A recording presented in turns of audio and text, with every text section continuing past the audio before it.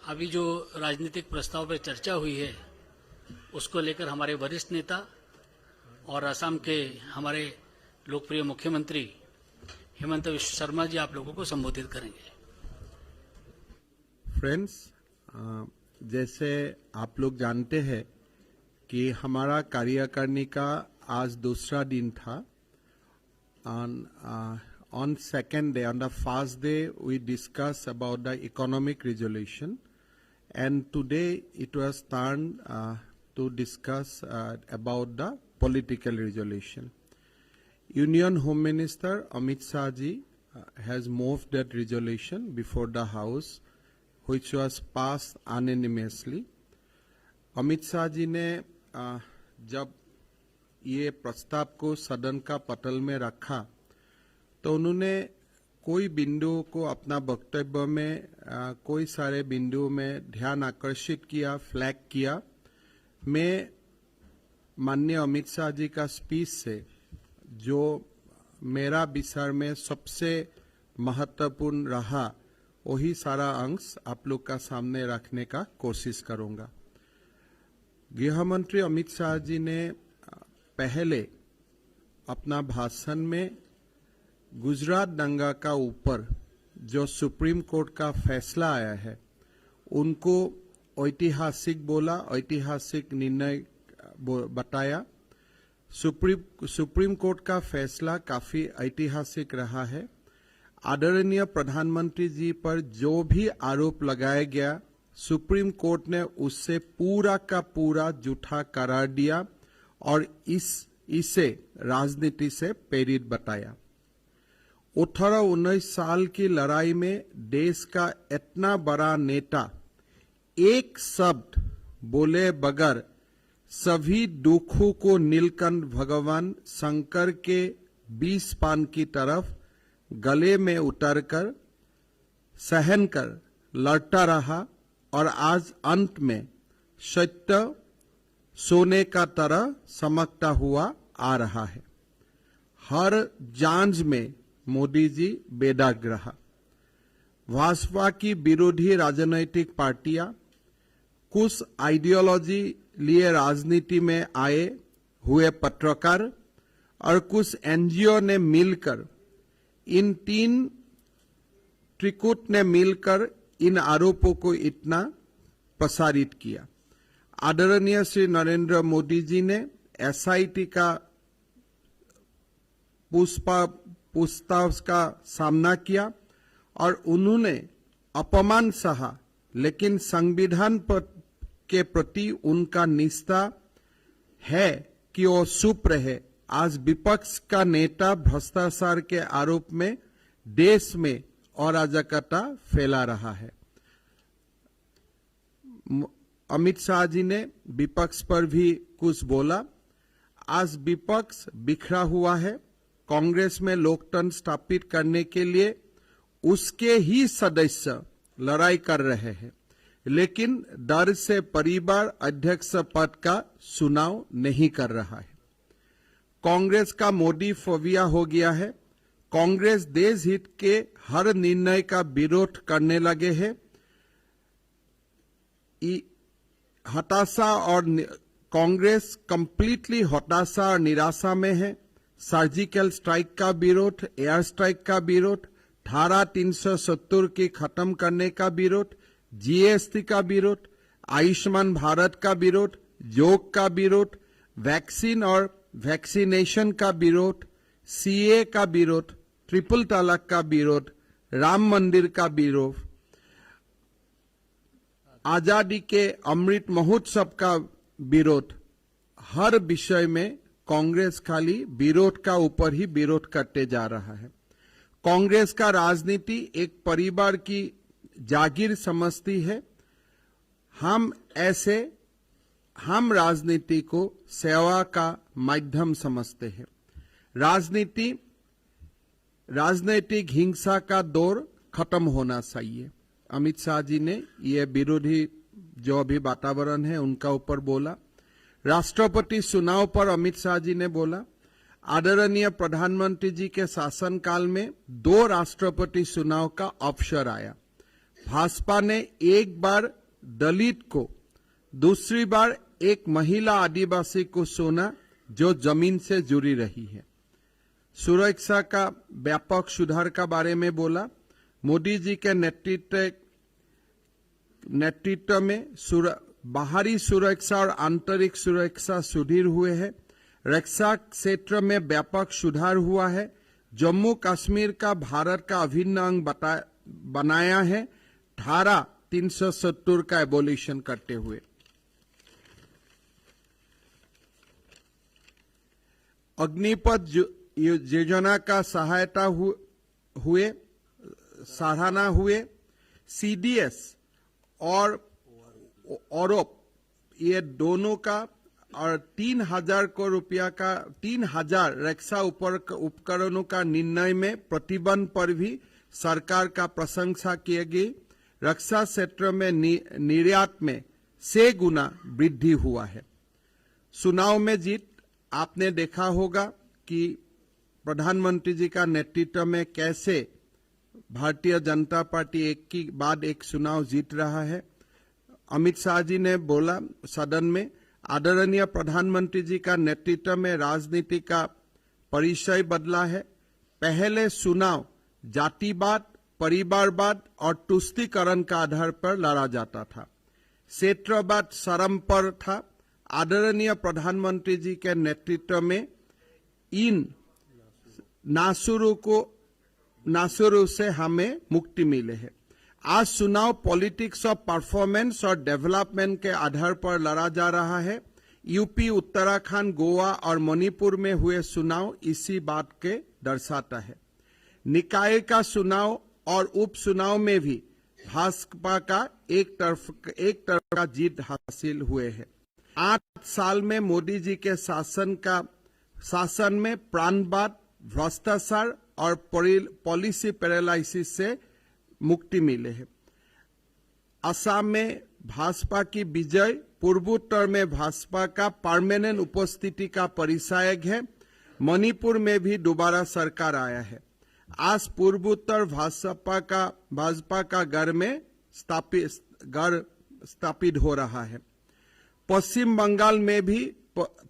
बंगाल और तेलंगाना में भी परिवारवाद राजनीति से मुक्ति मिलेगा। बंगाल, केरला, तेलंगाना, आंध्र प्रदेश, तमिलनाडु, उड़ीसा ने भी भाजपा की सरकार बनेगा।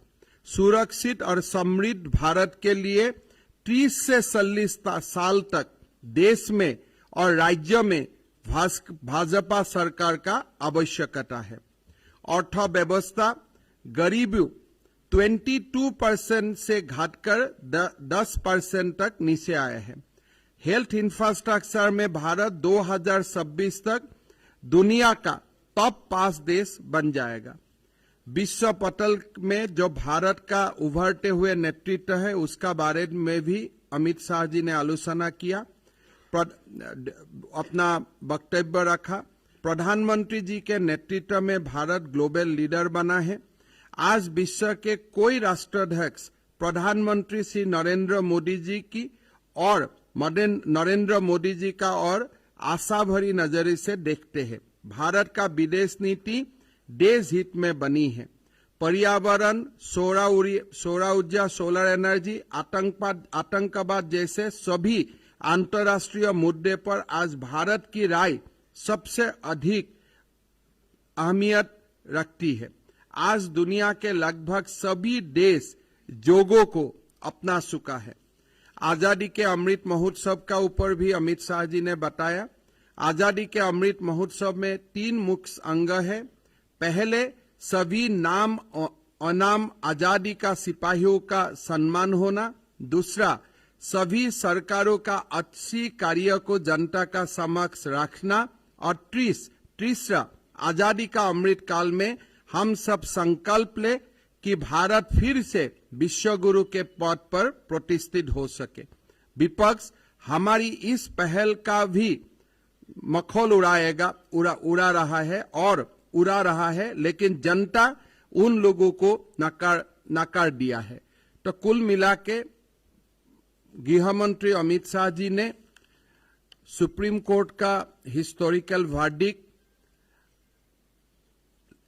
the winning spread of BJP in the elections, राष्ट्रपति चुनाव में जो हमने दलित आदिवासी महिला श्रीमती द्रौपदी मुर्मू जी को उम्मीदवार का हिसाब राष्ट्र का सामने रखे, ये सारा मुद्दा पॉलिटिकल रिजोल्यूशन में हम सब सदन का सामने रखे और चर्चा का बाद और कोई बाकी सारे सदस्य ने भी ये चर्चा में भाग लिया और चर्चा का बाद ये पॉलिटिकल रिजोल्यूशन विथ कंसेंसस ये पारित किया गया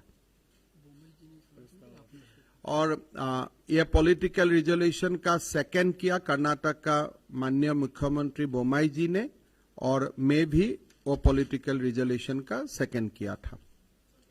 रुक जाइए प्लीज प्लीज 1 मिनट। राकेश रुक जाइए। हाँ? राकेश रुक जाइए। यस 1 मिनट रुक जाइए। पहले इंग्लिश में 5 मिनट, उसके बाद आप लोग का क्वेश्चन लेंगे इंग्लिश में। So as you know that today in the National Executive, Home Minister Sri Amit Shah ji has moved the political resolution. The resolution was seconded by the Chief Minister of Karnataka, Sri Bommai ji, and myself. In beginning of his speech, Amit Shah ji has drawn the attention of recent Supreme Court verdict on the various cases or basically on the Gujarat riot case, and he has said that Supreme Court has cleared Modi ji completely and also exposed the conspiracy of various individual ideologically oriented media person and NGO who all along conspired to defame Honorable Prime Minister Sri Narendra Modi ji. He also mentioned that how throughout these years Modi ji completely maintained his silence. He drank poison the way Nilkantha drank poisons during the Amrit Manthan, but he continued to cooperate with the SIT and he did not enacted any drama when he appeared before SIT the way a certain political leader is enacting drama when he was asked to appear before a lawful authority. Amit Shah ji has also said that whenever there are welfare position or welfare scheme initiated by the government of India, opposition criticize everything.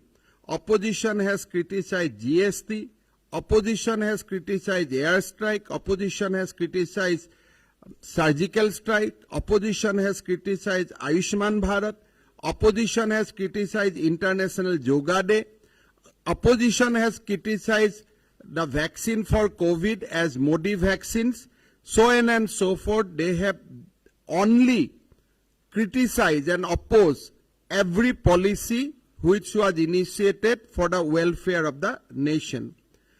Congress today become only a party of a family.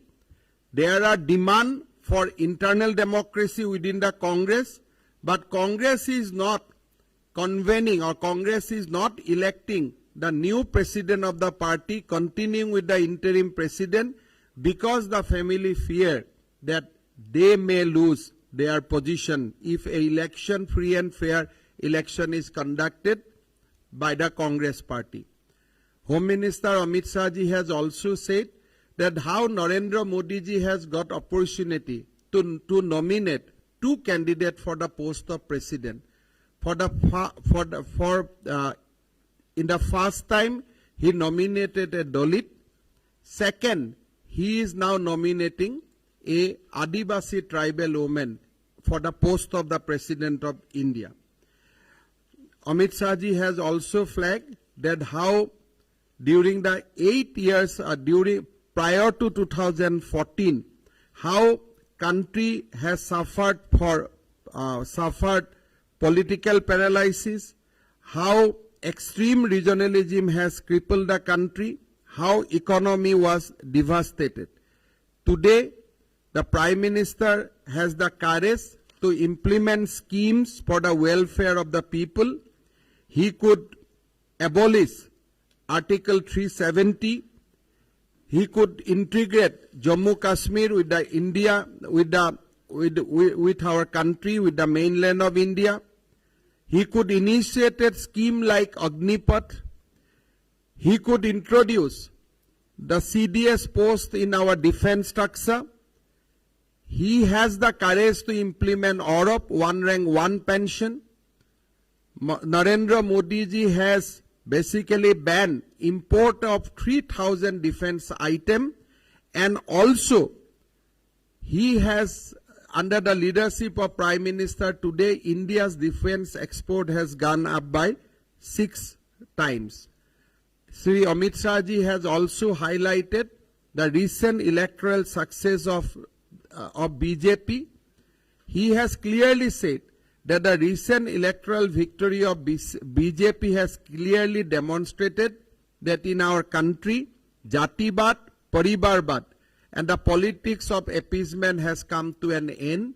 That now the era of politics of performance and politics of development has started. He also said that how in the Northeast, the BJP is now actually establish its permanent address. It will be very, very difficult to disclose BJP now. He has said that in Telangana and in West Bengal also, we will defeat family rule and BJP will come to power whenever election will held. He also said that BJP will soon have its government in Bengal, Kerala, Telangana, Andhra Pradesh, Tamil Nadu and Orissa. He also highlighted that how in the economy we could reduce the percentage of poverty from 22 to 10%, how health infrastructure has increased during the pandemic period, and also he has highlighted the position of Prime Minister in the global arena. Today, Honorable Prime Minister Sri Narendra Modi ji is considered as one of the top leader of the world, and his views on various important world issues like environment, solar energy, terrorism, how his views is counted and how the other global leaders are waiting to hear the views of our Prime Minister on this issue. He also says that Azadi Ka Amrit Mahotsav, which we are celebrating now, basically the country will pay tribute to our unsung heroes. Country will pay tribute to the heroes of the freedom struggle. During this period, whatever government we had in this country, it is our bounden duty to bring the good works done by every government in the past to actually before the people. And also he says that we must take a vow to make India a Vishwa Guru during the Amrit Kal of our Azadi Ki Amrit Mahotsav. He has says that yes, today the opposition has gone to the extent of criticizing the celebration of Azadi Ka Amrit Mahotsav, but people of India has already put opposition in their place. The next 30 to 40 years, it will be era of BJP and country will become Vishwa Guru during the reign of the BJP. So these are the basic points he has mentioned during his One by one. resolution. Mr. Brajesh Pandey, please. Please, 1 minute, please. Liz Matthew from Indian Express.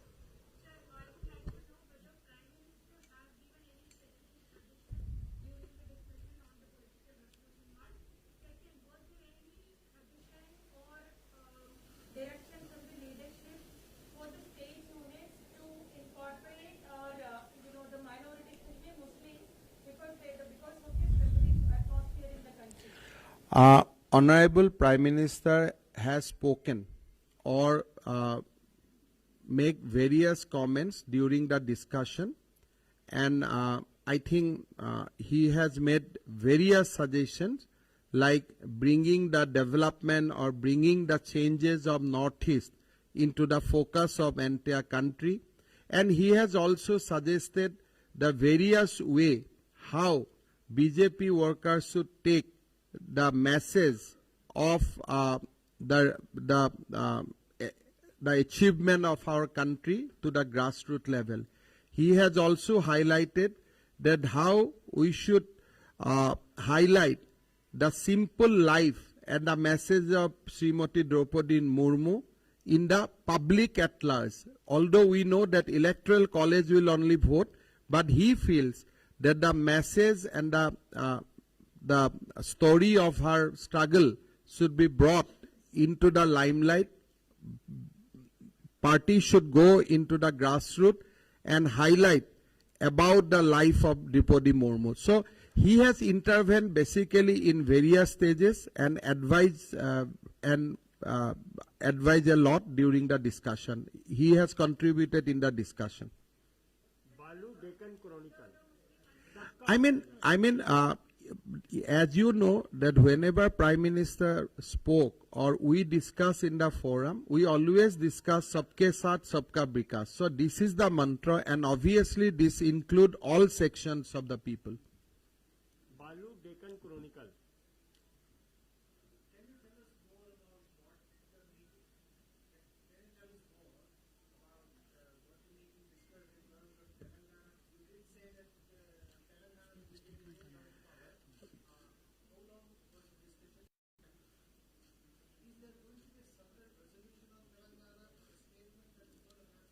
Yeah, on Telangana, party is going to release a separate statement, but generally we have discussed Bangsbat in our political resolution. Home Minister Amit Shah ji has said during this deliberation that this Jatibad Bangsbat is the greatest scene, political scene that has been created or that has been committed in the soil of this country. So he said that now the era of Bangsbat will come to an end, and obviously Telangana will have a new government soon. Rakesh PTI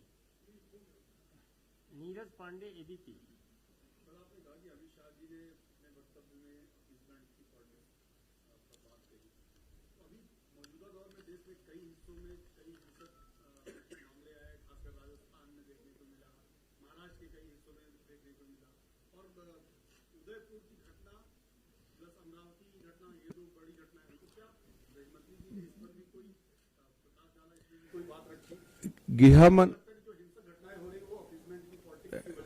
गृह मंत्री जी ने बोला कि आज हमारा जो देश इतना साल तक सफर किया है उसका मेन कारण जो है जातिवाद, परिवारवाद और तुष्टीकरण का राजनीति. So once we finish these things, the country will not have any kind of problem and country will immediately march into the road of prosperity. So Home Minister during his speech he given a clarion call for the people of country that we should defeat Jatibad, Parivarvad and the politics of appeasement, and we should move to the politics of performance and politics of development. Sujit Thakur Dainik Bhaskar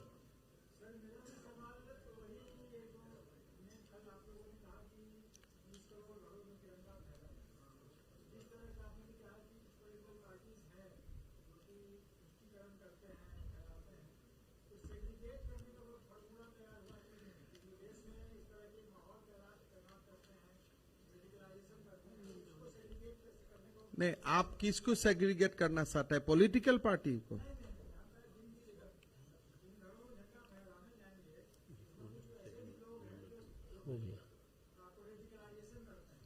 देखिए, तिरंगा में कैसे पॉलिटिकलाइजेशन होगा? तिरंगा में क्या पॉलिटिकलाइजेशन है? तिरंगे में तो कोई पॉलिटिकलाइजेशन नहीं है. देखिए, आज पॉलिटिकल रिजोल्यूशन में हमने ये बात डिस्कस नहीं किया हो, बट हमारा जनरल जो व्यू है बार बार आज हाउस में आया है कि ये देश को अगर हम विश्व गुरु बनाना है तब ये देश को जातिवाद, वंशवाद और पॉलिटिक्स ऑफ एपीजमेंट का राजनीति से ऊपर आना है। तो हमने कोई स्पेसिफिक बात डिस्कस करना या बोलना, इससे ज्यादा जो मैसेज है, ये मैसेज बहुत ही तगड़ा रहा, बहुत ही स्ट्रांग रहा कि अभी देश को जातिवाद खत्म करना है, वंशवाद खत्म करना है और तुष्टीकरण का राजनीति खत्म करना है। ये जो basic take away of this political resolution was that कि देश को अभी इससे ऊपर जाना है। Mohit Bhatt, Times now.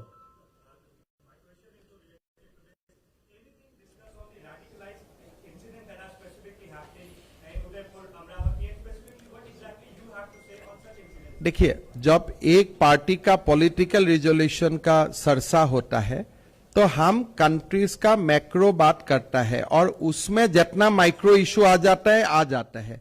तो मेनली हमने यही सिनाक किया कि अगर देश को हम जातिवाद से बाहर निकाल सकता हूं, वंशवाद से निकाल सकता हूं और पॉलिटिक्स का एपीजमेंट, पॉलिटिक्स ऑफ एपीजमेंट से निकाल सकता हूं और कंट्री का पॉलिटिक्स ऑफ परफॉर्मेंस और पॉलिटिक्स का डेवलपमेंट तरफ ले जा सकता हूं, then all our problem will be solved. So the basic takeaway from this political resolution is that BJP should focus on politics of performance, politics of development, and we should defeat Jatibad, Bangsbad, Paribarbad, and the politics of appeasement. और यही हमारा आज जो एक आप strong message क्या है, अगर आप एक शब्द में आप सुनना चाहेगा तो यही सबसे बड़ा मैसेज था। Brajesh Pandey, News x.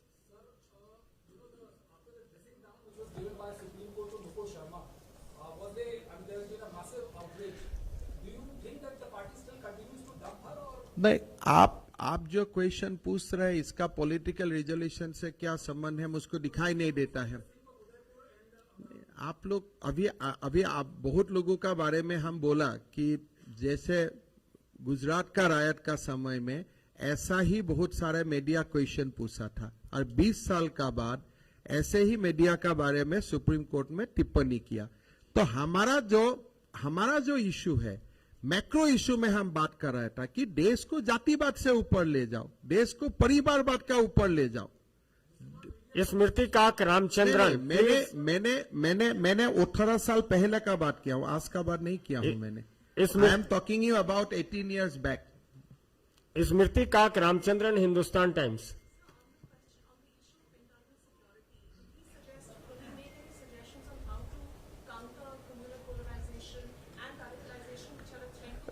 देखिए, अगर आप अमित शाह जी का स्पीच का मैंने जब आप लोग का सामने जिक्र किया तो अब आप लोग का एक आइडिया हो ही गया है कि उनका डायरेक्शन क्या था।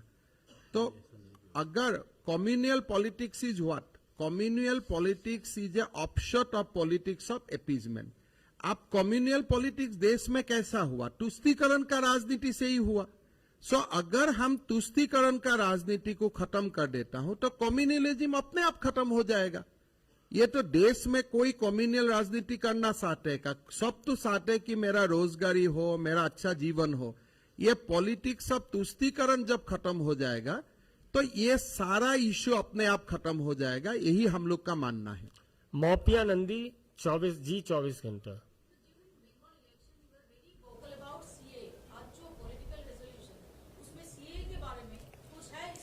नहीं, अमित शाह जी ने बोला है कि opposition has also criticise CA.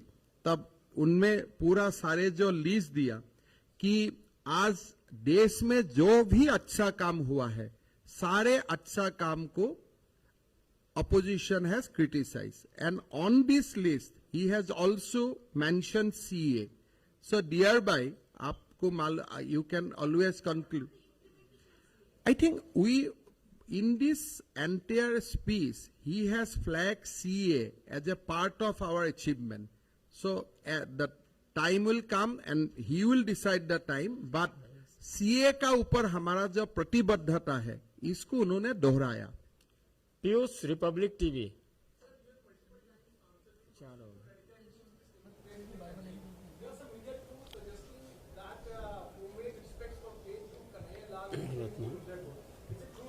देखिए, मैं तो उसका ऊपर हमारा जो क्लैरिफिकेशन आना है तो आ ही जाएगा, बट बेसिकली मैं आपको यही बोलना चाहता हूं कि हम ये इतना बड़ा देश है, सारे बाद हम incident wise incident we can discuss, but the issue is what is the root cause of it. अगर कांग्रेस ने ये देश में तुष्टीकरण का राजनीति का शुरुआत नहीं करता था, today we would not have discuss anything like Udaipur और any incident. So, in this platform where we discuss macro things and guideline for the next, till we come for the next executive, Amit Shah ji has clearly indicated, our political resolution has clearly indicated that we have to work continuously to free this country from the politics of appeasement, Jatibad, Bangsbad, Parivarбад. बाकी सारे जो आप incident का नाम आप लेगा और काल भी होगा, कुछ आगे भी हुआ है, हम तो incident wise incident we can discuss, but what is the root cause of it. When this kind of gathering happens, we basically discuss the prescription, how to overcome, how to take country out of all this issues. Vikas Chandra, News Nation. Sir, मेरा सवाल है कि राष्ट्रीय कार्यकारिणी की बैठक हैदराबाद में होने से साफ है कि तेलंगाना से है, दो ही है। क्या इस राजनीतिक प्रस्ताव में दक्षिण भारत को लेकर कोई विशेष बात की गई? Yeah. Today, Karnataka CM Bommai ji has also discussed elaborately about the politics that is happening in the south. He has also briefly mentioned that rising of various fundamentalist organization and how Congress is trying to जातिवाद को एक शर्म सीमा में ले जाके एक जाति का अंदर में भी, और how they are trying to create more जातिवाद। So basically we discuss about the situation in southern state and the hope in the entire house is completely in a positive mood. The delegation from our South Indian state strongly believe that we are going to have a major breakthrough in South India soon, be it in Telangana, be it in Tamil Nadu. The next growth area of BJP will come from South. That is the collective hope and collective findings of the house. Ratna सियासत।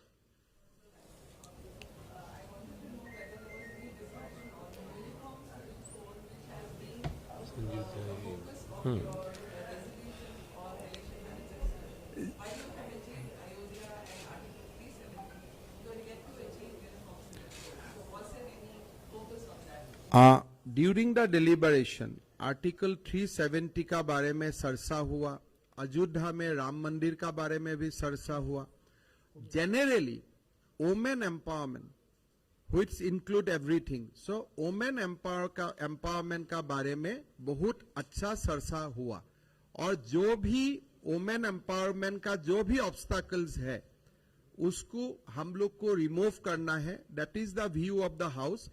And as I told you that in this entire political resolution, more and more macro things has been discussed. Payal Mehta. You represent the Northeast as a NEDA chairperson as well. When you spoke about the political resolution, what is the roadmap ahead for the Northeast, and why have we not seen things like the Naga Accord being implemented so far? Look, basically when I seconded the political resolution, I seconded whatever has been said by Home Minister in the floor of the House. So Home Minister himself mentioned about the Northeast, and he has also said that how now BJP has permanently come to stay in the Northeast, and how during the post 2014, how Modi ji has actually initiated a huge development activities in the Northeast. We discussed about removal of APSA from the 60% area of Northeast. He also said that by 2024 there will be no fault line which will be there in the Northeast. He has said that हमें Northeast का सारा समस्या 2026 का पहले हम लोग समाधान करेगा. ठाकुर रविंद्र सिंह, जी न्यूज।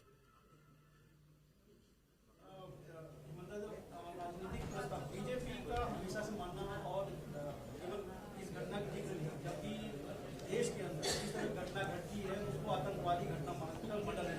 और आप भी ने बोला होगा और सभी बीजेपी के नेता मानते हैं, क्या राजनीतिक प्रस्ताव में उदयपुर की घटना हो या फिर अमरावती की घटना हो, इसको स्ट्रांगली वर्डेड आतंकवादी घटना माना गया और इसको कैसे कंट्रोल किया जाए, क्योंकि इंटरनल सिक्योरिटी में आतंकवाद सबसे बड़ा एक मुद्दा है। देखिए, हमने पॉलिटिकल रिजोल्यूशन में देश का इंटरनल सिचुएशन का इंटरनल जो हमारा सामने चैलेंजेस है इसका बारे में होम मिनिस्टर ने बताया, लेकिन मैं आप लोगों को यही बताने का कोशिश कर रहा हूं कि जब एक इतना बड़ा पॉलिटिकल एक एग्जीक्यूटिव होता है, where honourable prime minister presents, party president presents, chief minister, union minister, everybody comes, we discuss macro things, we do not discuss micro thing.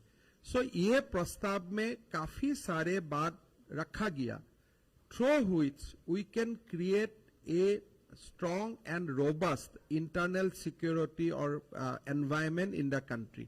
But सारे discussion हमने macro level तक रखा, micro level तक लोगों ने जो इतना बड़ा जो एक गैदरिंग होता है और which is the highest body so far as BJP is concerned, तो हमने माइक्रो लेवल का डिस्कशन को बहुत ज्यादा नहीं करता हूं, we talk about macro, and macro level में fundamentalism, radicalism, appeasement, obviously every issue we have discussed.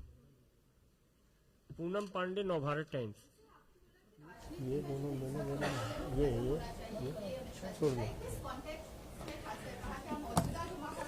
देखिए, मैंने इतना ही बताया कि अमित शाह जी ने बोला कि राजनीति में हिंसा खत्म होना चाहिए, तो मैंने उनको कॉन्टेक्स्ट नहीं पूछा, but this was part of the entire political resolution.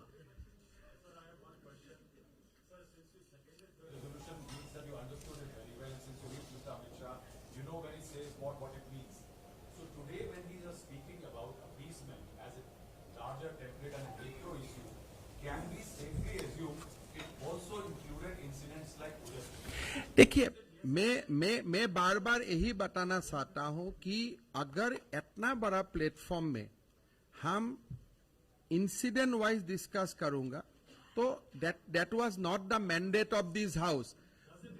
नहीं, देखिए, जब मैक्रो लेवल में we talk about politics of appeasement, we talk about Tushstikaran, we talk about fundamentalism, and we talk about taking the country to the politics of performance and politics of development.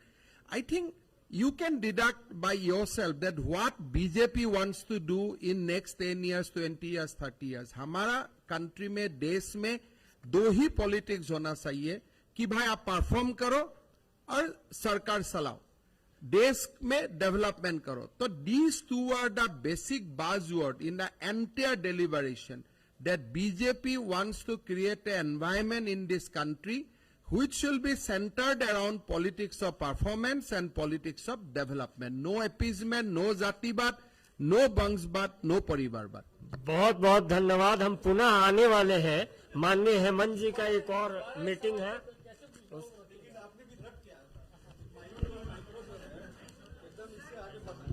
There is a lunch for everyone, and today is Telangana recipe for audio.